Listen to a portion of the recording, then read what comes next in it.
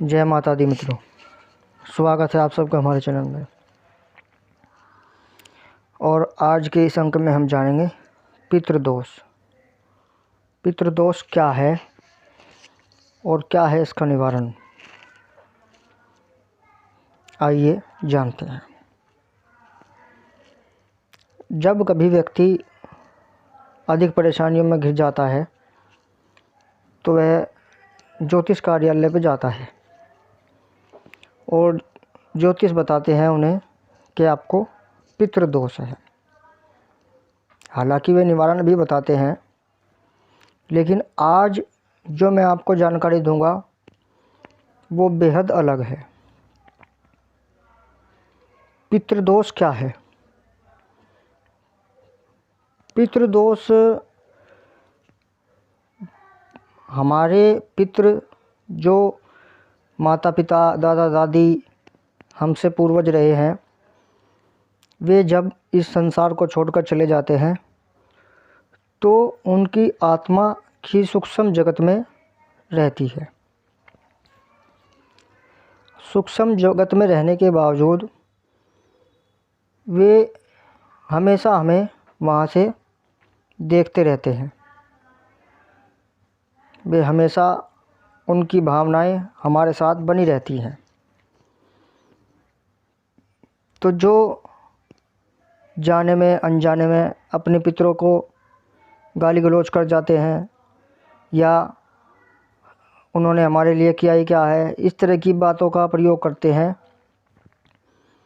तो कहीं ना कहीं उनके मन को ठेस पहुंचती है, उनकी आत्मा को दुख पहुंचता है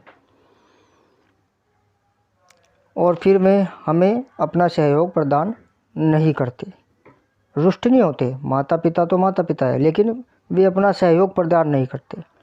वे भी सोचते हैं कि जब इसकी हमारे लिए इस प्रकार की सोच है तो हम इसके बारे में हम क्या सोचें।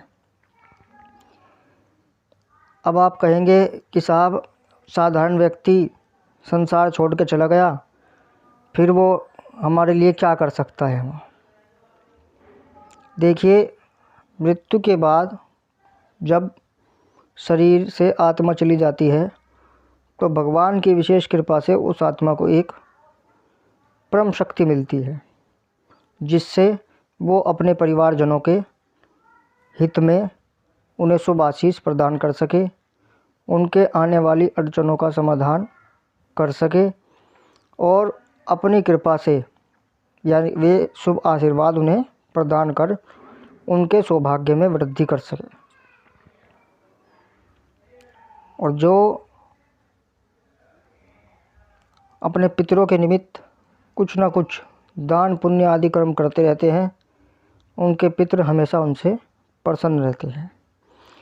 ये एक सनातन धर्म ही है जो जीवित रहते हुए तो माता पिता का सम्मान करता ही है, लेकिन जब माता पिता इस संसार से चले जाते हैं उसके बाद भी उनको जीवन पर्यंत याद करता है और उनके याद में कुछ ना कुछ शुभ कार्य, कुछ ना कुछ उनकी याद में करने का प्रयास करता है। ये हमारे सनातन धर्म की विशेषता है और इसी विशेषता से हमारा धर्म सबसे महान कहा गया है।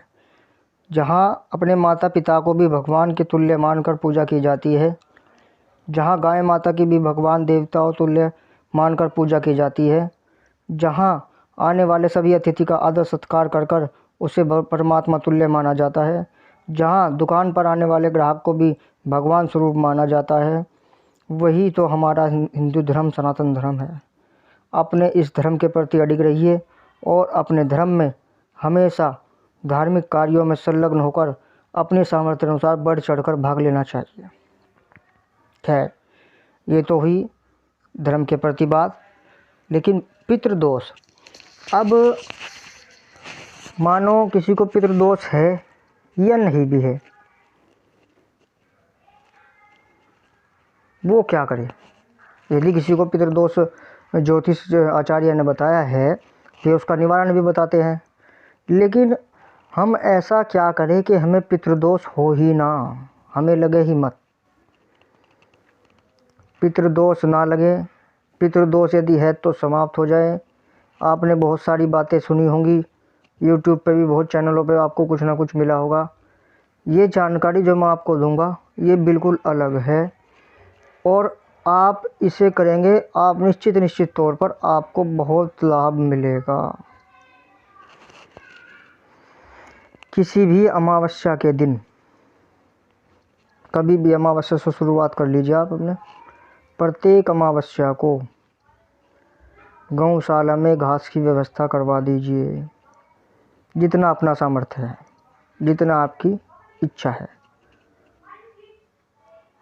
100 रुपये का, 200 रुपये का, 500 रुपये का, 50 रुपये का, जितना भी आपका मन करे उतना एक नियम बना लीजिए कि अमावस्या को गौशाला में घास की व्यवस्था करानी है आपको। खुद जाकर डालिए या किसी के, भाई कोई नहीं जा पाएगा तो किसी के हाथ भिजवाइए। एक उपाय और सुन लीजिए। पितृदोष में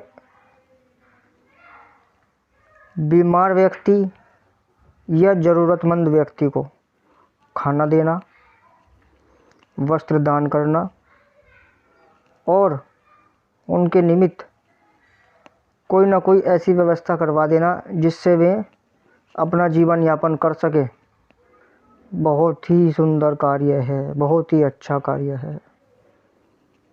अगर आप में सामर्थ्य है तो आप किसी को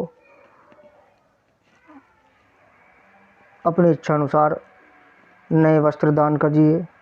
पुराने वस्त्र दान नहीं करने, पुराने नहीं, नए वस्त्र दान कीजिए। 20, 30, 50 लोगों को खाने की व्यवस्था करवा दीजिए अमावस्या के दिन।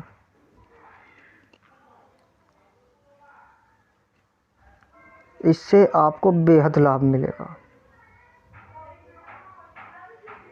यदि आपके पितृ का स्थान बना हुआ है तो प्रत्येक अमावस्या को वहाँ पर जाकर उन्हें स्नान आदि कराइए।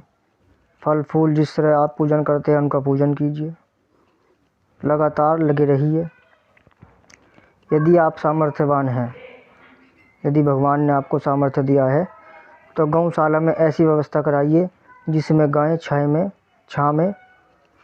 छाया में बैठ सके, खड़ी हो सके। किसी भवन का ऐसा निर्माण करवा दीजिए वहाँ, यदि उनके ऊपर छाया नहीं है तो टीन शेड का निर्माण करवा सकते हैं। उनके लिए जल की व्यवस्था करवा सकते हैं। यदि वहाँ पानी की व्यवस्था नहीं है तो नलकूप लगवा दीजिए, समरसेबल लगवा दीजिए। फर्श ख़राब है तो फर्श लगवा दीजिए, वहाँ का सौंदर्यकरण की व्यवस्था करवा दीजिए। उनके घास की व्यवस्था करवा दीजिए, उनके लिए विशेष प्रकार के अनाज की व्यवस्था करवा दीजिए। बहुत ही सुंदर लाभ होगा। इसके बाद आप चाहें तो अमावस्या के दिन किसी ब्राह्मण को भोज भी करवा सकते हैं, भोजन करवा सकते हैं। उन्हें वस्त्र आदि दान कीजिए, उनका शुभ आशीर्वाद प्रदान कीजिए और अपने पितरों के निमित्त दान अवश्य कीजिए। क्योंकि जब भी आप कुछ ना कुछ उनके निमित्त, उनके नाम से करते हैं कि मैं जो ये कार्य कर रहा हूँ इसका पुण्य फल मेरे पितरों को प्राप्त हो, तो कहीं ना कहीं वे उससे ऊपर के लोक में जाएंगे। देखिए, मृत्यु के बाद आत्मा एक लोक से दूसरे लोक, दूसरे लोक से तीसरे लोक पर भ्रमण करती है उसके पुण्य कर्मों के आधार पर। सपोज मानिए आप हमारे कोई पितृ हैं और वो नीचे लोक में हैं, उन्हें वहाँ कोई सुख सुविधाएँ नहीं मिल रही, कोई कुछ व्यवस्था नहीं मिल रही है।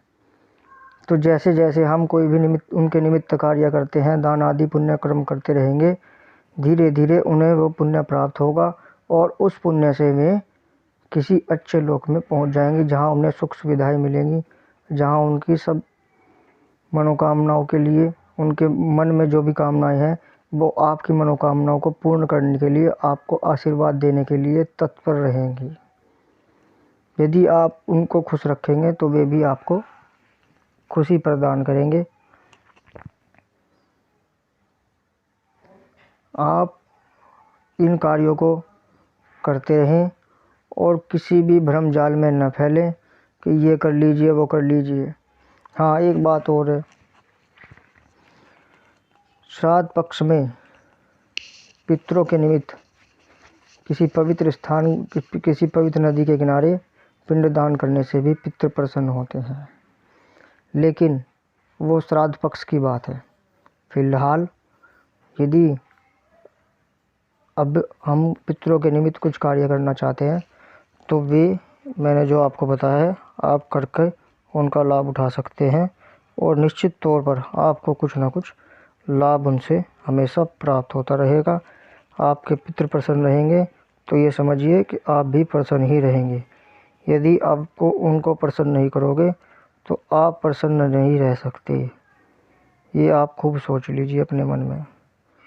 अपनी सभी समस्याओं का निवारण के लिए आपको ये कार्य अति आवश्यक है कि आपके पितृ हमेशा प्रसन्न रहे, उनके निमित्त कुछ न कुछ करते रहे और हमेशा उनके बारे में किसी के भी साथ सामने कोई भी बुराई अपने मुंह से ना करे।